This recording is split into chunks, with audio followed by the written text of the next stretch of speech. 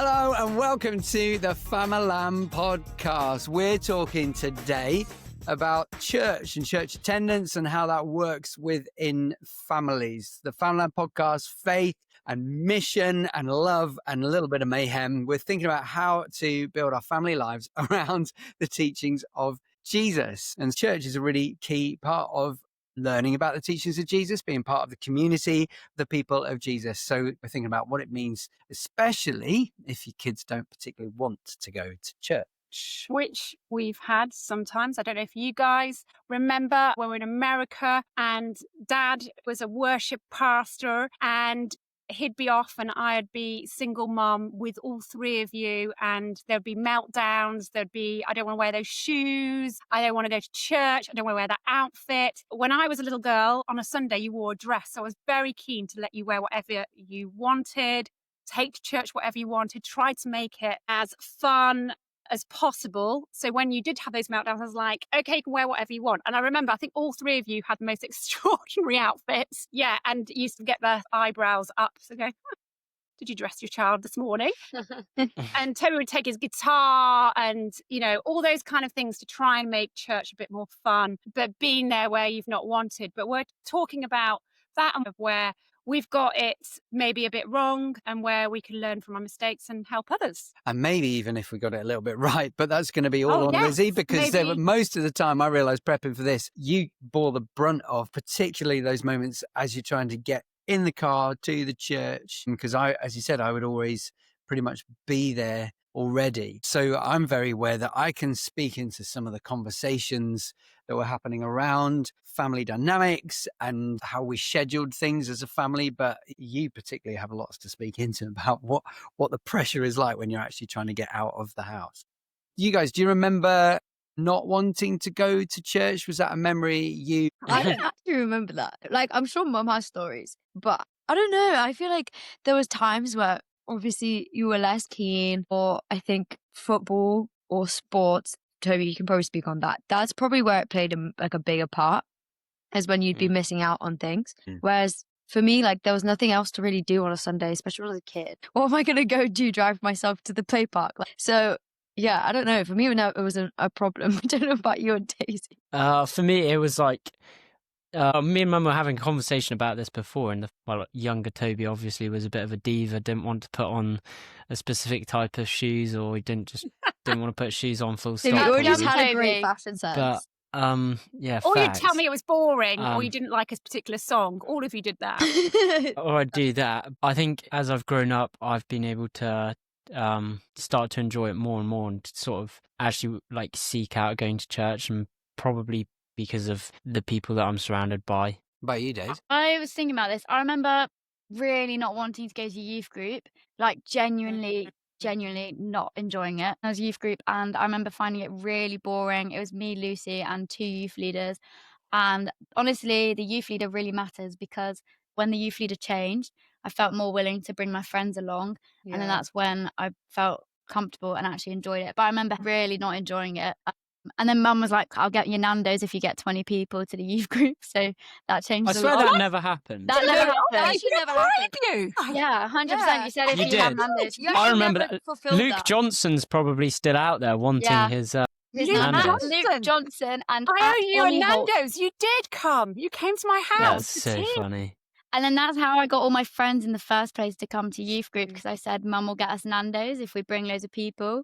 But it never actually happened, Mum, so I'm expecting it. I mean, we cooked Nando's chicken at home. I was going to say, No, then- that's the same. So I never took you. the notorious thing about going back to our house, like, became such a big thing and known in school, that I then in college had loads of people come back. They didn't even want to come to youth. They just wanted to experience those at the dinner table. Highs and lows at the dinner table. There's more bribery. The other bribery was when we were in America. This came to mind.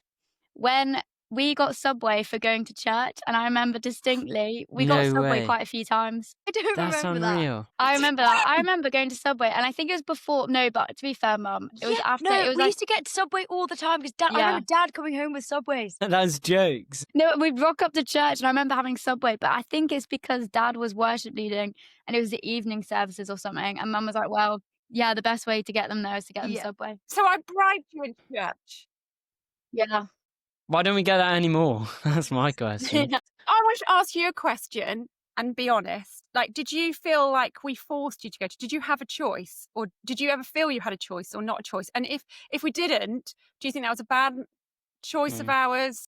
I was a nightmare teenager for my parents. But my parents found another youth group in church because I just found their church so boring, and it was so brilliant. And I'm so thankful my parents did that, because I made so many good friends, and that was a real foundation to my faith. But because Gareth and myself are leading the church, or, you know, Dad has been the worship pastor, and so we have to go to that church. So we can't change churches.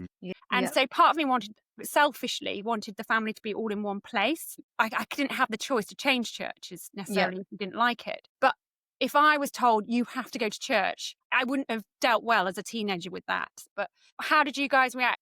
I can't remember. Me and Dad have been talking about it. What did you feel? I very much think it wasn't really a point of conversation. When we were very young, it was very much like, you're going to church. Point blank. I think when we started getting older, I remember us having a conversation. I don't remember what age I was. We had a specific conversation about, if you don't want to come, I don't want to force you into this faith. And I don't want this faith to be like your parents' faith, but I want it to be your own. I remember you having that conversation with me. And this was even after we were baptized. That was a point of conversation. And even after you said that, I continued to go. But another conversation we had after that, when I felt like I was kind of growing out of the youth, but I was too young to be a part of the young adults. Just before I moved to uni, I remember that time being like, yes, I feel like I have to be going to our church. However, you guys kind of said to me, I give you the freedom to go try something else out.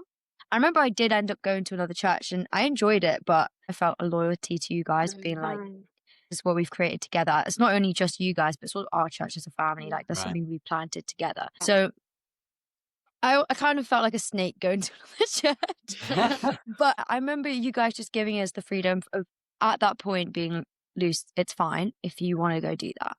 And actually that gave me, although I didn't end up going to another church, the freedom of having the choice actually made me more likely to continue to church.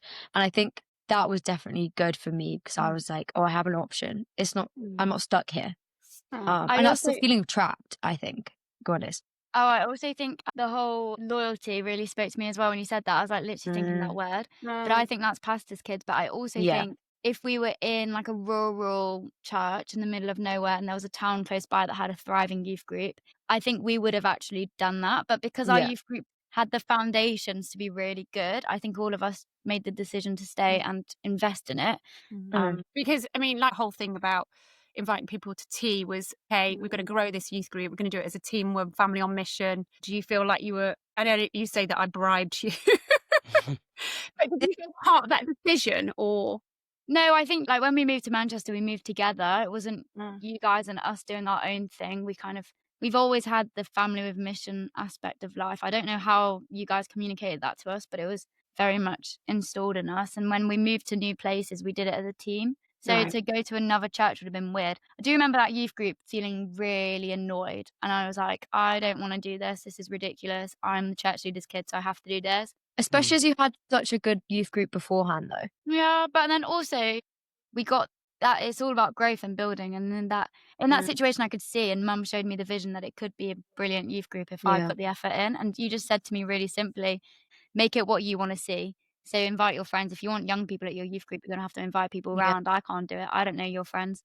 So yeah, it was a really good learning point for me, I'd say. Yeah. And I do think like we have had, I suppose, a provision that we've planted churches, like the church that we were sort of, Dad was leading worship in, we had less influence, but we tried to plant churches that are relevant and fun. And when you're planting, you've got nothing. And I think you guys were amazing because you kind of came along with the journey with me and Dad. When we planted Glow, we had incredible team with young adults, and even though there wasn't anyone your age, they were so generous in taking you out for hot chocolate, and a lot of them became your godparents, and that was extraordinary. And then when we moved to the next church, we've had amazing teams, and we have had fantastic youth workers and those who've really poured into you, and having young adults back at a house to babysit so it's fun and they can be the role models. Because I think as parents, we can sometimes feel like we need to be the people that you share everything with. But when you're teenagers, you don't want to share everything. And as parents, you have to be secure in that. And I think creating those places where your children can have those people to look up to who are cool and fun and on fire for Jesus. We try to bring those people into your life. Do you remember that in your different stages, or different pastors or different people that we were friends with that fed into you? I think 100% we had people staying at our house, interns, young adults, people always living with us. And they were always like the cool age. They maybe were like 24, maybe a bit younger. I don't remember. I remember thinking they were really old.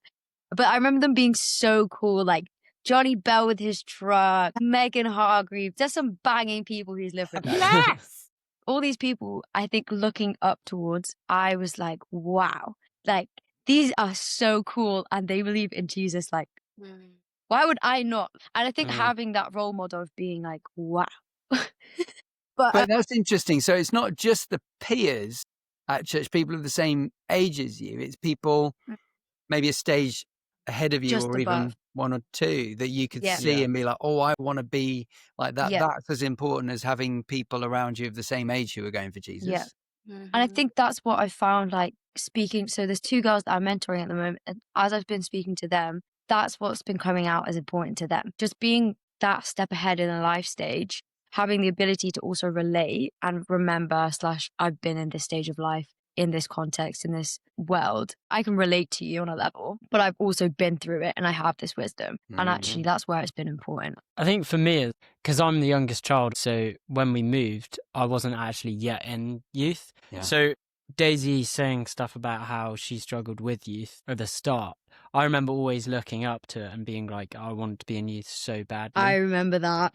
Oh, really? And like, yeah. And having just people, well, including Lucy and Daisy, they were definitely the people I was looking up to, being like, I'm ready for moving on. I can't be bothered with Sunday school anymore. I want to be in youth. Looking up to those people, and the fact that they looked like they were having so much fun just made me sort of want to join in on that. And yeah, I guess that's what kept me coming. But quickly going back to the saying before, Mum, about how you're trying to work out if you've like forced us to come to church. It wasn't quite like a forcing, but I think it was more like of a what did we say? Like an unspoken... A push. A no, gentle not a push. Not a push. Gentle nudge.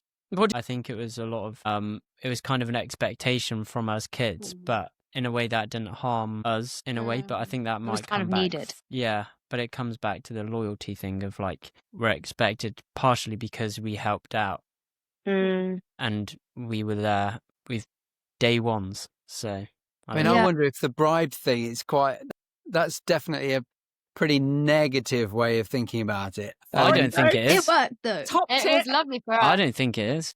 I was actually going to say something positive. Yeah, The okay, flip go on then. side, perhaps going to church does feel costly in one way or another at particular stages of life. And it's a way of recognizing that and saying, we acknowledge that this might not be the most exciting thing that you want to do on a Sunday morning. I mean, Lisa, you said perhaps when you were a kid, there's nothing else to do. But like, as you get older, there is more, and we'll get to that in a minute. But perhaps less being a bribe and more just being a way of honoring the fact that it's a choice that we were making on your behalf. And I remember, Lizzy, talking about Christmas Eve. So Christmas Eve, when we were in Arizona, I had 5 different worship services, 3, 5, 7, 9 and 11 p.m. And so I, funnily enough, wasn't present for Christmas Eve. And I didn't have any family. No family. Everyone's busy with their Most families. friends had gone, to be with their families. And so Mum started a tradition, took you to a restaurant to have dinner whilst I was working at church. And I was actually quite jealous because you guys were having a nice fun time. And then you go to Barter Books, don't know if you remember, and you were allowed to choose a book and I'd buy it for you. Barter Books is in England. Not I Barter was about to Books. say that's in Not Northumberland. Barter Books. The other one. The one that's in Big America. shop in America. The American version. Barnes and Noble. Barnes and Barnes and Noble. But that wouldn't have been a good thing for me. Just for the... Actually, We were trying to inspire surprisingly, you to Toby, read. I would Yeah, maybe that was about. Maybe Would I they get were the picture You know, books? sometimes those books that have toys. You were very young that stuck on it. I Yeah. probably chose one of those. Like the magazines with the toys We in. never learned to Yeah, read. Yeah. Lucy always liked sort of those kind of fairy things stuck on there. Yes, and and you have dolls like the fake makeup.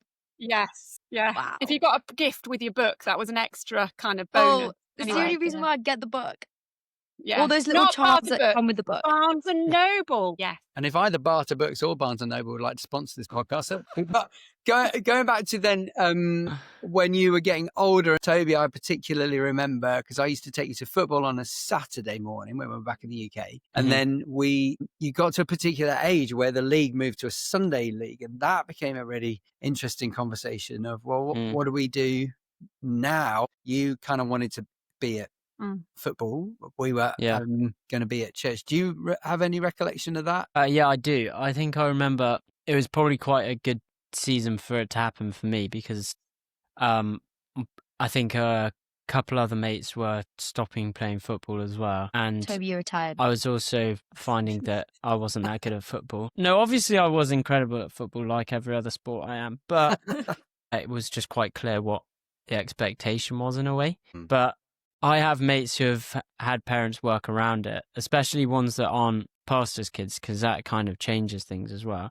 And for people where football is actually something they're trying to like pursue and stuff, their parents have said, okay, we can work around this. Why don't you try and go to a 5 p.m. service or something, or another service that isn't the one that we're going to, or maybe we can move to a different service. And if your church doesn't have an evening service, trying to find somewhere that does, or alternating weeks kind of vibes. But as I started running, some of my races were on Sundays as well. So that was something that we had to try and work out. And mum and dad would say, like, it's fully up to you in a way. I don't actually think we ever had a conversation about, like, do you want to sacrifice church? Maybe because mum and dad trusted that I'd enjoy church and I want to be there. And the odd Sunday that I was going for a race, it doesn't really matter. But they just sort of compromised. We'd ask for a lift from someone else partially because mum and dad were doing stuff at church. They couldn't take me, so we got other people to take me. But I think one of the important things is maybe even the fact that mum and dad were still going to church even though I was going to the race. Maybe that was like a sign to me that church is really important. I don't know. It's an important thing to be rooted into your life in a way. And the fact that you guys were still going, I don't know. Yeah, that's really interesting because I do think I sometimes took you, and I do remember, Lucy, you having some art stuff. I think, Daisy, you had some drama stuff. Sometimes when there were things on Sunday, we didn't make it a habit. And we, like Dad said, we tried to be quite creative, choose clubs that played games on a Saturday and training on a Saturday or a different day of the week rather than a Sunday. But I wanted to make it happen for you so you didn't feel church. Like God comes first, family, and then church and ministry. And I think because me and Dad worked at church, I didn't want you to see church as something getting in the way, not God, but that you could be creative. You could go to a different service and then also I didn't want to miss out and miss your match or miss taking you to the art club so Dad had to be there, but I would come out. Yeah. And I think it's about being flexible. It's that bamboo thing. And I think it's really, really hard. But I mean, I remember for Glow Church, it was great because it was in the afternoon. So we didn't actually have to worry about it. And I think you had some acting things, Daisy, that happened a lot on a Sunday morning. Yeah, it's a really hard one. I think it's different for different families. But I didn't want you to hate church and feel like that we stopped you doing something and then church became the negative thing. I wanted you to love church. I wanted you to love, we both did, wanted you to want to go. And so really tried hard to not let things get in the way. I think you guys did an amazing job at balancing the act of being like, church is important, we'll go there most days. However, say you have a big event, say if I've got that art exhibition from art school, whatever it is, I've got that trip. If it's not a normal or consistent thing, there's like no problem in that. I also think it's different because we're pastors' kids, so you guys are always at church. So that was just normal. But speaking to my friends, the ones who I've seen have come away from faith recently, which has been really sad, their parents haven't consistently been to church themselves and they never had that example put in place. like they grew up never having church as a priority. And because it never became a priority in their family home, that has then, I've had some of them come to me, but I don't understand why they're not going to church. But they've never created that aspect of this is how it's a priority. And so because it wasn't a priority to them, it's not a priority to their child. So they don't, now they're grown up, they're not going to go to church and prioritize it because it wasn't put in place when they were younger. And I think a lot of people have that thing of, oh, I can have a relationship with God without going to church. There's seasons, I think sometimes when there's been church hurt, there's time where you can step away and reevaluate things and maybe find a new community. But actually the community of church is so incredible, and it's what Jesus told us to do, communing with each other and able to have the Holy Spirit meet with us. Like when 2 or 3 are gathered, he is present. And there's such beauty in doing life with each other. I mean, that's the whole reason why we have church. So having those values set, you guys very much made that clear. That allowed us to actually understand the importance of church. And I think that's what a lot of people miss, is it's not even about you being forced to some ritual thing where people gather and sing weird songs. It's not about that. It's literally about a living God who wants to have a relationship with you and who can meet with you and have this intimate connection with you. And sometimes you just have to sit there and have that like Holy Spirit moment with your child and be in prayer with you and stuff, for them to realize, oh, dang, this is what it is like to know Jesus. And I can have that. And I can also be with other people who also have that. And so that's what people are missing, is the fact that they haven't created a church culture in their home. So of course they're not going to go to a church culture out of home because they don't even want to do it with their family. Why would they want to do it with random people? As I was thinking about it, the Holy Spirit was saying to me was, how are we even talking about church? Are we talking about it in a positive light? Yeah. Or are we like, that person at church bugged me out today? Like, we have to go to this lunch and I have to make dinner for it. And just these negative connotations to church will impact your child and will also impact how they think about church. So what you're saying about your church is definitely going to feed through your child. Daisy, what about you? Nothing to add. Sorry, that was such a rant. I do. I'm sorry, that was such a rant. I have something to say. I think the fact that, like, coming back to church and making it a routine thing, for me, that's been something that every Sunday we've been to church for almost all my life. And when I don't go to church, it feels weird. So I feel like if church is an important thing to you, or faith is an important thing to you, if that's what you're wanting for your child, then instilling in them that a Sunday is Sabbath and it's for church, then that's one of the ways that I'd say is the easiest things. Just make it a routine. Don't like Lucy was saying before, like sometimes not going is all right, and I agree with that to some extent every so often, but making it like a once a month thing or a twice a month thing, I don't think that that's going to help your child. I think going consistently is what's made my faith, in a way that church has just become part of my life. Well, church is community with other people who are in faith. And that's one of the things that's so important to me and every other Christian. So by making it something that's just normal, like you're going to go away, like when they go to uni, for example, it's just normal. Yeah.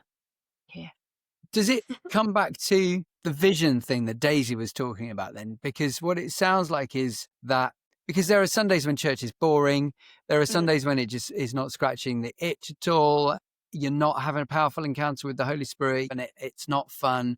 And we've been through times when church hasn't been easy necessarily. It's been difficult relationships at times.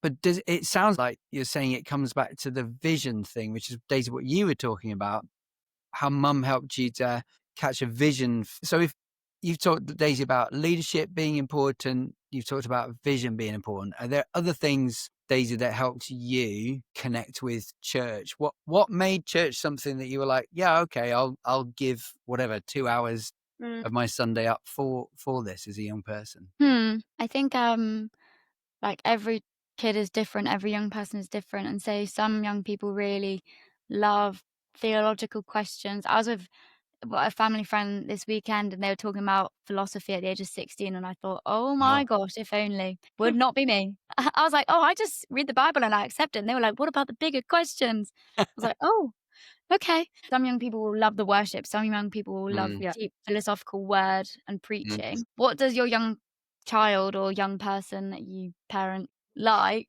And what makes them tick? If it's really deep theological teaching, take them to a deep theological church. If they So love good. being in the spirit worshipping, take them to a spirit-led church. And I think as much as I was saying that vision and leadership is important, I think some people are afraid to leave church because of loyalty. For us, Yeah. it's different because we're church leaders' kids. But I think if you're in a church and you've tried for years to let your kids enjoy it and they just aren't, it's okay to leave and it's okay to Yeah. try somewhere new. Obviously you want to try as much as possible to enjoy your church and your local community and invest in it. But if you know that your kid, it's like Mum was saying, Jesus Kids Church, if your kid is struggling, then and the best thing is to leave. I don't see why you shouldn't do that. Yeah. And like, if you explain that to your pastor and your pastor doesn't agree, then maybe you should be thinking about another church too, is all I'm saying. And I think having those honest conversations with your kids are really important, asking Yeah. why. I think, Lucy, where you're touching about, if they don't see us as parents living the life that we're preaching or teaching, and I think there is an importance of speaking well and making church fun. You know, I mean, how do you guys feel? We've had a couple of really hard seasons and church was really hard. How did you feel about church then? I totally forgot about that. I can't lie. Yeah, that point in time, I hated church. Yeah. Like, I was like, why would I go to a place where dynamics are hard? I don't want to be there. It feels like I can't even worship God properly. It's like, always that's in the back of my mind. All of this shenanigans is happening. Why would I actually want to be in an environment where that's happening? I don't want to surround myself with these people. Why would I didn't want to do that? And I think it came out of routine. I think I continued to go. It came out of my relationship with God. I knew that if I'd stopped going to church, it was definitely going to have an impact on that. We were talking about how you can sniff like the bad stuff. However, there were times when we all cried together. We just cried. And actually, that was so healing. And my feelings are so valid because I'm feeling the exact same. And I think that was a very helpful point as a child, being like, you guys recognize how we feel. You also low-key feeling the same. And I think you were like, this is the call of church. Church is full of broken people. And you just explained, of course, church is going to be full of people who are hurt. I mean, people who go to the doctors don't go to the doctor because they're well. It's the same in church. People are there to be healed by God. We're not perfect. So it's going to be broken and it's going to have all these things attached to it. And again, it's just that explaining thing. I remember us having so many conversations. It's just fixing eyes on Jesus and understanding that he's called you to bigger things. And like seasons change, I think. Just very aware that we were carrying our own brokenness, obviously, as you've mentioned, but recognizing that we're part of the problem just as much as anybody else, because we're broken. Just thinking that actually church is both, yes, a place where you can be hurt by God's people, but I also would argue it's the place where you can find the greatest healing as well. You can't find healing outside of community, and that's what the church is for. And it can be the worst of times, but it can also be the best of times. It goes really well. But yeah, Daisy, Toby. Tobes, you got anything? Lucy said almost everything. No, I'm joking. Sorry, guys. Feeling like a chatterbox today. Yeah, I can tell, mate. Flippin' heck. Anyway, I think for me it wasn't exactly an easy time, but I think vulnerability and stuff has helped a lot, and just being truthful, but still making church a centre point and being like it's still important. That's what I'd say. Daisy? I think Dad said it. Every place you go to is broken and you're never going to find a perfect church. You can look for things you like what I said before about finding somewhere that had good worship or good teaching for your young person. Like, that's important, but there's never going to be a perfect church. There's never going to be a perfect preacher or a perfect welcome team or a perfect youth team. You are going to have to settle at some point. And I think that time, which is really difficult for us, but one time in particular, I remember really despising the institution of the church. And that was really difficult, but it was actually a really healing time for me to realize that there is hope and Jesus is not the church as we see it right now. It's an embodiment of what one day will come in the new age. Dad, my theology is so off, but like it's like keep going. You're we're doing building well, the kingdom of God. Okay, we're building. I'm digging, but we're building up, and we're all just trying to get Jesus's vision of the good, like heaven on earth. And so therefore we're going to make mistakes because we're human. Just as I'm making a mistake with my theology, we're all going to make mistakes in our You haven't church. made a mistake. Pretty good. It's pretty good. You haven't Yeah. made a mistake. Okay. I almost got that. Only pretty. Only pretty. Not I thought perfect. you were wonderful. Thanks, Mum. You think Yeah. Toby's wonderful on the pitch? I'm wonderful here. That's lovely. And Lucy, And wonderful Lucy, too. obviously, you're wonderful too. Thanks. But all in all, I think having hard times at church actually teaches you what you want to look for in a church. For me, leaving home, it's been helpful for me to figure out not every church I'm going to go to is perfect. It's an institution, it's an organisation, it's going to have faults. But these are the things that I'm looking for. Something I wanted to also touch on was having honest conversations with leaders. I think churches being flexible, and I think having those honest conversations with the leaders, because actually it's not school. And I remember getting very wound up with regards to kids' ages and groups. And some people can be really legalistic and say, well, your kid's not, 7 and therefore can't go into this group. And your kid is best friend is a year older and that's the only person they've connected. There's no one else that they connect with in church. And so for a parent, it's really important that the leaders are flexible and say, okay, that's fine, you can go into the next group and be creative in those ways. I think that's really key. Good. I definitely have benefited from that. Like the amount of times people have been flexible with me. Like I was saying before, I remember looking up to the youth group, and you guys, the youth pastors at that time would like let me come in for the first half an hour or something, because it was something that I really, They were really brilliant, wanted. weren't they? Yeah, it was unbelievable, and that was really important for me. Having those older people to look up to and have fun was definitely important. But then the other thing about it not being school, if your kid is going to church and seeing it as another sort of legalistic thing where they've got to follow this rule, that rule, this rule. Obviously, there's got to be boundaries, but I think I would have really struggled with church if it was like that. And I've definitely overstepped the boundaries of rules at church many, many times. But that's made also a few Snowballs youth through workers cry. windows. Apologise now to all the youth workers. Honestly, sorry to anyone listening that I've so made cry. embarrassing being the pastor and then you're being called in because your son or daughter's made them cry. But that's also character building, and It is. for them. both me and them. What a gift. I was going to say which one. But I think for me that's probably part of the fun. I know that sounds pretty bad, Making the but youth worker cry. no, not making the youth leader cry, but the part of church where you It let can your be hair fun. down. It's not like school. Yeah, That's what it you're can be saying. fun. Be So like, some youth groups, I had some great mates, and we just have some fun, and that's Take what it. Jesus would have fun as well. So why not Do you have think fun? do you think there's also something about learning to take responsibility within the community? I'm thinking back to when I was a teenager at church. I found my church service quite boring. And I was not a huge fan of attending. And basically the way I got out of it was by taking responsibility. So I started helping with the kids' work. And that meant, in my mind, I'm like, great, I'm getting out of a boring church service. But actually, I was starting to learn what it meant to lead at the age of 13. And you guys have all taken responsibility in different ways. Do you think learning to take responsibility within the church community is a way of helping children, young people feel more connected to it? Defo. 100. I remember doing the same, Dad, in our first church in Stockport when we got there, and there was no youth provision on a Sunday.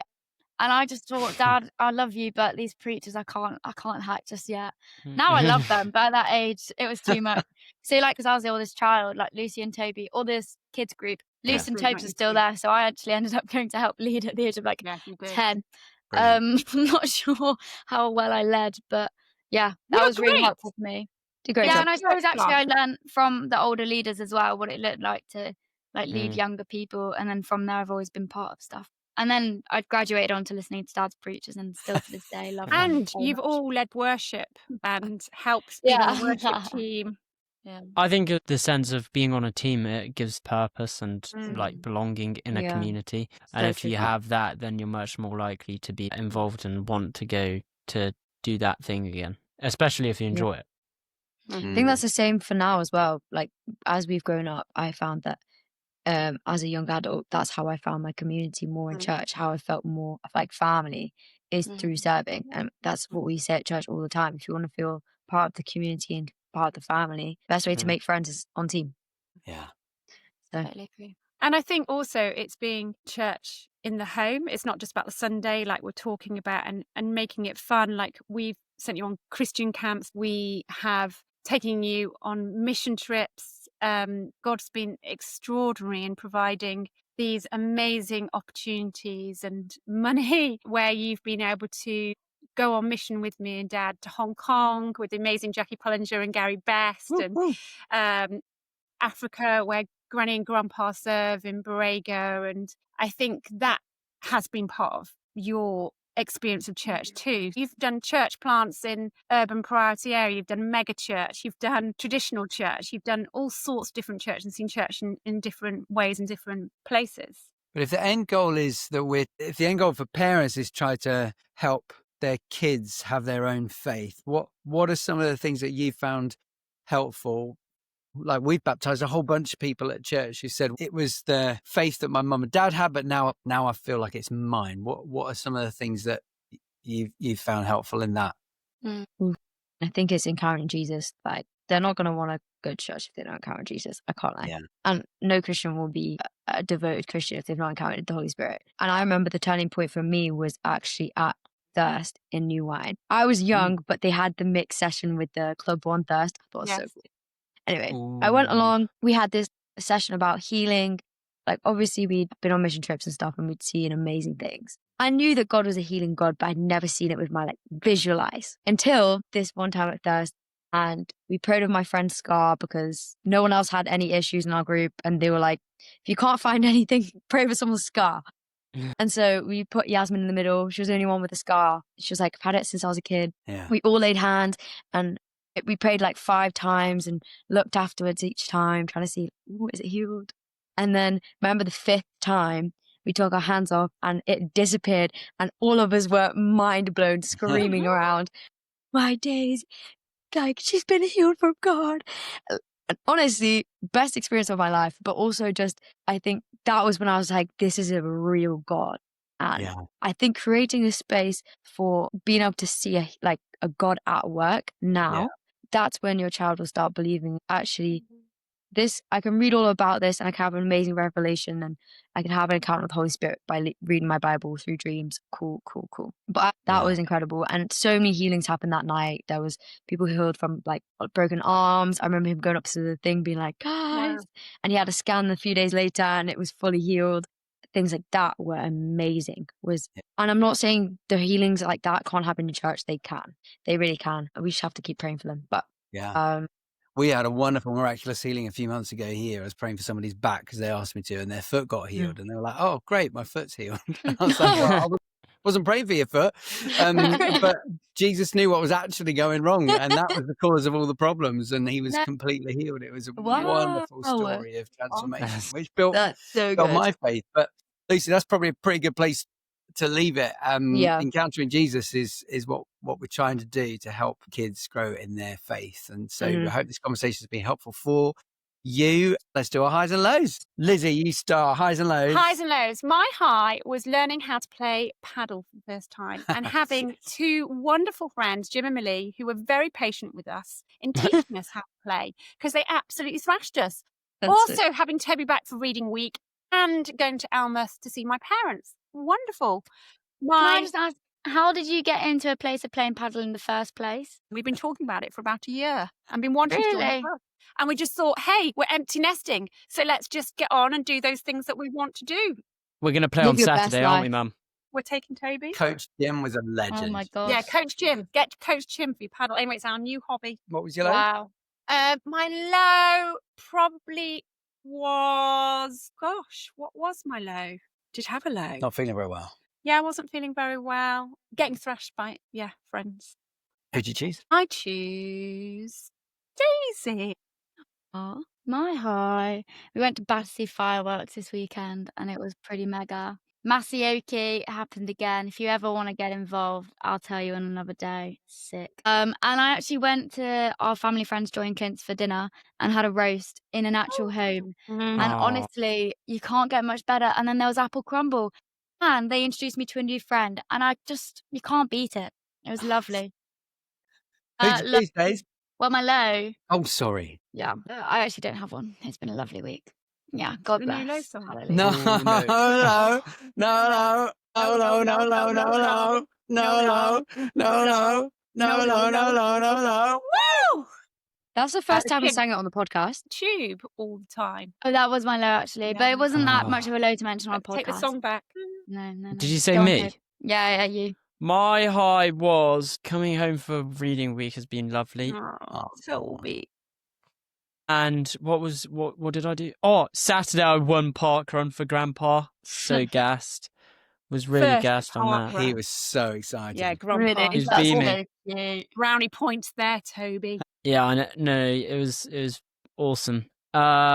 Anyway, low would probably be this morning. I had a supposed meeting with my tutor that I forgot about 15 minutes before. Turned up after having like a 5-minute shower, which is really good from me. Pulled up and then he was like, "Oh, I can't do True. this because I'm throwing up every 10 minutes." Ew. No. Yeah. You need a diary, Toby, So- and you need to keep those appointments. Oh, you I didn't had make it on my anyway, calendar, so- Lizzy Rob. That's you. You were lying in. What time did you lie into? I had it on my calendar, Lizzy Rob. Turn up, did you? What's the point of having a He got calendar? there on time. Meeting tutor. Not sure. Yeah, well. Told me 15 minutes before, which was plenty of time to have a shower. Anyway, 15 Lucy, minutes before. Plenty of time. Come on. Chop, chop. Actually, I don't choose Lucy. I choose Dad. It's fine. I'm used to it. Good, Dad. I'm going to start with my low, which was I discovered that my coat is not waterproof. Oh, yeah. In a torrential downpour. Long day. that? And it was like my duck down thing. And we went to a pub afterwards because we were visiting Granny and Grandpa, which was my high, as well as playing paddle. So it was lovely to be with Granny and Grandpa. But going to the pub, I was actually wearing this top. And I took my coat off and it was dark grey in patches where all the water had soaked through. It was grim. So we went quite quickly home to get some dry clothes. Actually, that was my low. We didn't stay for the drink. No. Not Anyway. the Red sorry. Lion. That's You Mum's could've stayed. favourite pub. On my own. I'm not going to have a pint on my own. I choose Lucy. Thanks. Not forgotten. Appreciate that. My high was also the fireworks. Fireworks were lit. Also visiting a friend's church yesterday with JP and meeting new friends, having good Brazilian food, top tier, really recommend. Mm. And my low was my other high is the cowboy boots. Wait, Sally Carmen is the plug. My I adore gosh. you. These have been like my favorite thing all week. Anyway, my low. They're sick. So I've not finished yet, guys. I'm nearly there. My low is the fact that I'm not allowed to sing because of my nodes, and I'm going to worship night tonight. So don't know what's gonna do, but it's gonna be fine. Mouth no. it, mouth it. You can't sing. That's I'm terrible. not gonna sing. I'm just gonna mouth it and just. Guys, Lucy texted me really quickly. Lucy was like, "Oh, Days had a really nice time yesterday. There was those older people there. They were like 24." And I was like, "Lucy, I'm literally 24 in 6 months' time. They're really old, 24." Oh, Okay, Daisy, they're you're actually getting old. 28, though. If you'd like to get in touch, then please email us hello@famalampod.com. Follow us on Instagram @famalampod. And we hope you have a wonderful week. And we'll see you very soon. God bless you. Bye. Bye. Au revoir.